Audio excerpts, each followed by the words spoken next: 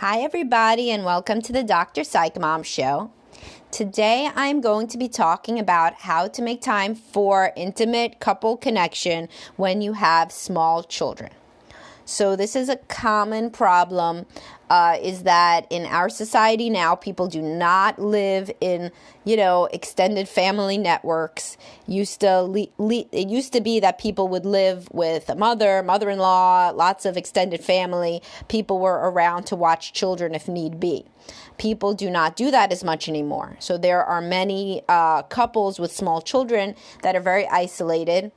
And in COVID, there were people who were anxious about getting babysitters, although hopefully that is wearing off now. But either way, people end up not really having the time to spend as a couple while they have small kids, which is exactly the time of life where you would need this the most to connect with your partner, because you may feel very disconnected on a daily basis. Women in particular get to feel touched out if they're nursing, if they have very small kids climbing on them all the time. And then they don't even want to hug or kiss their husbands, who then feel even more distant from them and hurt. So this is a time of life where it's really important to have regular time that you connect. So how can that happen, practically speaking? Well, the first one is that, sorry, men, but research shows that women need more sleep than men. So if it seems like your wife is tired all the time, are you doing everything that you can in order to help with the sleep? Because nobody can feel sexy if they're exhausted. So what a lot of guys do who are smart is they get up on both weekday mornings and weekend mornings with the kids and allow her to sleep. And also they they get up in the middle of the night when the child needs also. Now, if a woman is more rested and she feels that the guy is on her side and on her team and trying to protect her rest, then she will frequently be more in the mood for romance. And I don't just mean sex. I mean smiling, laughing, connecting, sex too, but everything, right? Whereas when women are exhausted, they are so tapped out that they cannot possibly imagine themselves as a sexual person. So my first practical tip in this regard of how to connect as a couple when you have small kids is to make sure that the woman gets as much sleep as she possibly can. If you snore, you got to fix it. You got to go get a CPAP, or you got to go sleep in another room. Frequently sleeping in another room will actually increase your sex life because she's going to be able to sleep through the night. So whether you have sex and then you leave, or you have sex in the morning, either way, if your wife is coping with constant stress of not being able to sleep because you're loud, and this is more common than people think, people have sleep apnea that's untreated, and this is like a major thing that women complain about in session. I know women get sleep apnea too, but men don't complain about it. Maybe the sleep apnea is better when you're a physically smaller person, or maybe men just don't complain about it because they sleep better. I don't know. Either way, women complain about this and men a lot. So making sure that the woman is getting her sleep is massive. The next one is that if anybody has a fear of paid help, sometimes when people are very, very anxious about kids, they can go down this rabbit hole of thinking that every babysitter is a potential child molester or something. This is not reality. There are many babysitters that you can find that are very nice people with many years of experience, many references, people who have babysat for your friends' kids, or whatever. It's very hard to not have family help, but then also decide that you're not going to have paid help. This means you can never go out to dinner. This means you can never even take a walk, go to play a game, tennis, whatever the hell you do. You can never do it because you can never leave little kids alone. Now, you can use a babysitter judiciously. I know everybody doesn't have $1 million to spend for it, right? But these people are like $20 an hour. So if you want to go do something outside the box, like my idea of taking a walk, playing a game of tennis, doing fun, go bowling. It doesn't always just have to be dinner. Sometimes women don't really even want to go to dinner because they feel that will make them bloated and uncomfortable before they come home, and then they're not in the mood then. So if this is you, explain that to your husband. But anyhow, there's lots of things you could do with even just 2 to 3 hours, but you can't do any of them if you have no supervision for your children during those times. Okay? So if somebody is too anxious for paid help, that anxiety, and I'll link to descriptors of parental anxiety and how, I write about this and how this can really limit families and really hurt children too. If somebody has a fear of leaving the kids, this kind of has to be examined ASAP, because this is a major issue and will really portend bad things for the future of the couple. And remember, the couple needs to be the priority, because the couple is the center around which this entire little family orbits. The kids orbit around the center of the happy, close couple. If the couple is not close, the whole family is at risk, right? I mean, everybody does things so that they, all these good things for the kids. You want the kids to be happy, healthy, enriched. But what about if you get divorced because you have not had a date night in 3 years and you haven't had sex and close to it? Then you get divorced, and then that's a lot of stress on the children. Of course, it can be ameliorated in various ways, but it is still a massive stressor for kids, that it's so funny how people will do every single thing for the kids, not focus on the couple. And I mean funny in a sad way, not actually haha funny, but not think about what this means for the future of their children and their children's mental health if the family is not able to remain intact, or if the children are constantly exposed to fighting, whether that's overt or covert kind of sniping, because the couple, again, does not feel close. All right, so what's another practical strategy? So we have make sure the woman gets enough sleep, babysitting. What else? You can do things after the kids go to sleep, as long as it's not just sit on your butt and watch television. If you guys like sitting on your butt and watching television, you actually talk about the shows, cool, if it's interactive. But just sitting there, whether it's television or on your individual phones, is even worse. And basically being in a coma state, parallel to one another but not engaging, this wastes the little precious time that you have after bedtime. So maybe playing a board game, having a conversation. I can link you to my 100 date night questions. That could be fun.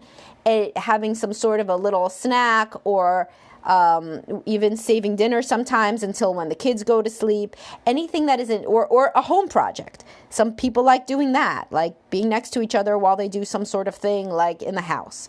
Whatever it is, as long as you are not sucked into separate or even many times the same electronic device or TV, is good. However, an exception to that is really if you can watch a movie or a TV show and then really talk about it, then, I could link you to the show Sex Life. I actually wrote prompts for that people can discuss. If you can discuss TV, fine. But if you just watch it and then go to sleep silently, this is not fine anymore. This does not do anything for your closeness and connection time. My next tip is that you should not be scared to have sex when your kids are in the house or awake. Now, some people with babies, obviously, you're not going to leave a baby or a small toddler unsupervised, although they do nap. That's the benefit of them, they nap, and then the whole time that they're awake, you have to supervise them, but they sleep more, whereas older kids do not nap, but you don't have to supervise them every second and fear for their life if you don't. So if you have children that are like 3 years old, they should have a nap time, right? And if they don't have a nap time, then they could have quiet time in their room. And if all else fails, you can also give them screen time. Screen time should be saved for things where you really need them to be quiet, right? So I'm not averse to giving children screen time when you need to. Should it be constantly? Certainly not. Should it be judiciously? Yeah. And one of the important times to do that would be so that you and your partner can be intimate as a couple. I can link you to the post I wrote about how a good sex life is important for your whole family, including your kids, because again, it's the glue that keeps the couple together. So some people say, wouldn't that be mean to leave my 4-year-old watching a movie so I could go upstairs for half an hour? No. Why would that be mean? I don't really even understand. I've had 3 4-year-olds at different times, and they love to watch movies, I mean, that's great. Leave them there watching whatever they want. The same stuff that you don't usually like to watch anyway, where you're sitting next to them on your phone. They can watch that by themselves. They don't need to have a snack during that half hour. They'll live. Everything's fine, and then you can go upstairs. If it's a longer movie, stay upstairs for 45 minutes, stay upstairs for an hour. They don't need you every second, right? If you have a 4 or 5 or certainly older child that will not stay and watch a movie alone for that amount of time, that is an issue. That's an issue with boundary setting because they're not learning to be independent. Independent children can sit down and be entertained without simultaneously having an adult for secondary entertainment / servant duties, right? So you can certainly have sex during the day when your children are awake, as long as you think about it as something that helps them in the long run. Are their parents going to be happier? Yes. Is the family likelier to be, close and connected when the mother and father feel close and connected? Yes. So it's certainly a good idea, and a nap time too, obviously, to make it your business to be intimate and to prioritize sex and physical connection during those times. Many women do not like to have sex at night, as I always say, because of exhaustion. And testosterone is at its lowest in the evening. Many women really do like to have sex in the afternoon. So if you can be together in the afternoon, this should come before any other things. Now, if you're a man and you say, yeah, that would be great if at 1 p.m. we would have sex, but she has to do laundry and she says she has to do this and she says, well, how could we do that? I have too much to do. So think clearly. This is when you should say, I will do those things. I will do the laundry. I will do whatever. I will do those things. Tell me what to do. Write it down. I will do it. Don't worry. Let's go upstairs. If you can do this, then your wife will likely do it because if she feels too overwhelmed with stuff to do. Now, there are situations where somebody's extremely anxious. They always feel like they have too much to do and nothing is going to help except working on their anxiety about that. But if you are in a different sort of situation where the woman feels overwhelmed and she feels like she's the only one that does all of this stuff, then do it. Do the stuff, right? Then what can she be complaining about? It is not true that for the majority of people that they will always find something wrong. Many people say this about their spouse, but they've never actually tried to make the spouse fully happy in the way that the spouse requests. So this goes both ways. There's many women that say, oh, no amount of sex will be enough. And I say, well, what amount have you tried? And they're like, 2 to 3 times a week, and he still says it's not enough. Well, yeah, because he still thinks it's not enough, right? So if you're the kind of man on the other side who says, I try to help with the chores, and she still says it's not enough, what do? Well, sometimes I throw in a load of laundry. I always drive the kids to school, and this time last week, I vacuumed. Well, yeah, like, no shit, you're not doing enough, just like I'm sure she's not doing enough for you in other areas. What you can do to make somebody do more for you is do more for them, which is an obvious truth that people understand in, the boardroom and with friends, but they somehow fail to understand it within intimate relationships. So the next time that 1 p.m. rolls around, or your child decides to watch something on television that is very appealing to them, and you say, let's go upstairs, and your spouse says no because I have to do the dishes, and then I have to get ready for the play date tomorrow, and then I have to order something from Instacart, you say, I will do those things. I promise I will do those things. Write them down, but our child is only watching this show right now, so let's go upstairs. And then actually do the stuff. If you don't do the stuff, you're never going to get laid again, obviously, nor do you deserve to, because that would have been a fake promise. So that is my other suggestion. It's really 2 suggestions, this last one. Make use of the children's awake time, just as you try to do with their sleep time, hopefully. So don't discount the awake time. Certainly don't get insane about whether or not they spend a couple of moments alone. The snowflake will not die if they watch a movie by themselves. And if your spouse is overwhelmed to the point that they always feel like they have housework to do during these moments that the child is napping or watching TV, do it. Do that stuff. Men are a lot happier when they're doing more housework and getting laid more than when they're doing less housework and getting laid less. And for all of the men who do more housework than their wives, and believe me, there are many, I see a lot of them in couples counseling, it's, I'm not talking to you. I'm talking to the other ones who don't do as much as their wives in this situation. Okay, and so what is my last tip? My last tip is to try to be fun and spontaneous. This goes back to my romance podcast. You could listen to that, ways to be more romantic. The ways to find couple time, none of them matter if your spouse does not feel romantically connected to you because they don't want couple time. So the way to make more couple time and to make two people that are motivated to make couple time is to make little cute romantic gestures during the week, and that serves as emotional foreplay, and then your partner will actually want to be closer to you. So this is little notes, getting flowers maybe. It doesn't have to be so expensive. Getting their favorite candy bar when you're at the grocery store. A text message about how attractive they are and how much you love them. Any little thing.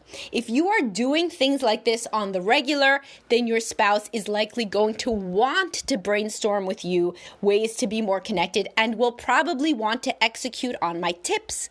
Otherwise, you're going to send them this podcast and they are going to think, oh, couple time. I know what that means. That means he wants to get laid. Well, maybe if he was nicer, then we wouldn't have this problem. Because, it's usually not a time problem. Sorry to tell anybody. It's usually not a time problem because even if you were glued to your children, they do at some point fall asleep, and you would be able to be being romantic in some way if you were both motivated to at the same motivation level. Frequently, one person is less motivated than the other, and that is the one with the lower sex/romance drive who feels more tapped out and more burdened by the demands of the children. So, as we're discussing, be more romantic, make sure that the woman gets more sleep, schedule a babysitter to come, right? Make use of your time without the children, even when they're awake in the house. Get away from them. Get a lock on the door. Get away from them. Nobody is traumatized by the fact that mommy and daddy have a door closed.